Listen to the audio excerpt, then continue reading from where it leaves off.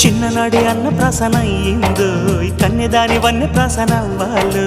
అమ్మ చేతి గోరు ముద్ద తిన్నాను అందగాడి గోటి ముద్ర కావాలో